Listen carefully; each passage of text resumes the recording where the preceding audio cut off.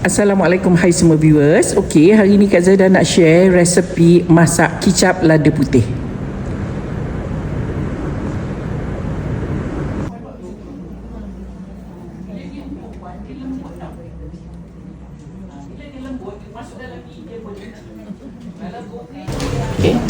Okey, kita letak sedikit minyak dalam periuk ni. Saya nak tumis serai, daun salam dan ini adalah untuk tambah bau pada lauk kita. Jadi kalau ada apa-apa yang mendatangkan bau untuk lauk, you tumis dulu. Supaya minyak ni nanti sama wangi dengan dia. Kalau puan tumis lada dulu, masuk ni dia akan ada pada lada tu. Ini dengan minyak, sekejap lagi lada, dengan lada pun bau dia lekat. Dia lebih sedap lah ya. Tapi kalau malas buat je lah cara puan. Okay, kita nak tumis ni baik-baik takut dia merecik kalau basah. Kita tumis serai, daun salam dan lengkuas. Tumis kejap aja. Okay, sementara tu kita nak pisah lada merah, cili padi, buah keras, bawang besar dan bawang putih. Senang aja masak ni. Ayah ni kan masak kan. Puan, kita nak tumis yang kita kisar ni tadi. Ya, semua yang kita kisar ni. Okey, kita tumis sampai dia garing, pecah minyak. Yang ini kena garing betul sebab kita pakai cili mentah.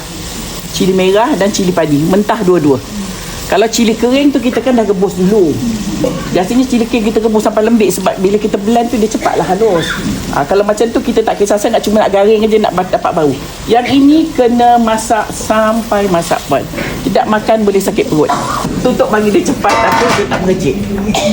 Kan? Okey, kita nak masukkan ni puan ya. Alright. Ni. Saya kecilkan api sikit, saya nak masukkan ketumbar serebuk, bawang lada putih serebuk dan asam keping. Okey, saya nak masukkan sedikit air puan. Tumis sikit lagi ya puan supaya rempah tadi masak ya, masak bersama dengan lauk. Kita masukkan garam. Okey. Okey, ni dah cantik ya puan, dah garing, dah bau rempah sedikit. So kita nak masukkan ayam. Okey, kita balik-balik. Ayam dah masak, kita tak perlu risau. Alright, kita nak masukkan ni puan, kicap pekat.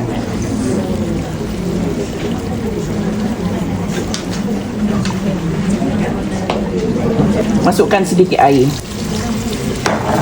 Okey, kita balik-balik sampai dapat warna yang kita nak.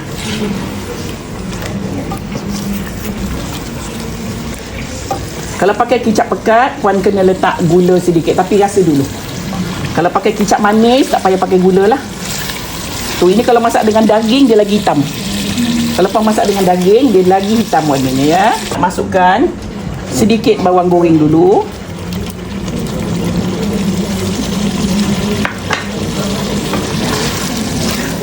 Okey, kita balik-balik. Sedang aja ni masak. Okey. Saya nak masuk sedikit gula merah ya. Saya letak sikit aja. Okey, 1 sudu teh aja. Okey, kita tunggu dia sekejap bagi warna dia cantik betul sebelum kita angkat. Lauk ni dah masak lah. Okey, alhamdulillah dah pun siap lauk kita. Alhamdulillah dah pun siap resepi kita hari ni, iaitu masak kicap lada putih buat tetamu Kak Zaidah. Untuk perempuan di luar sana, selamat mencuba.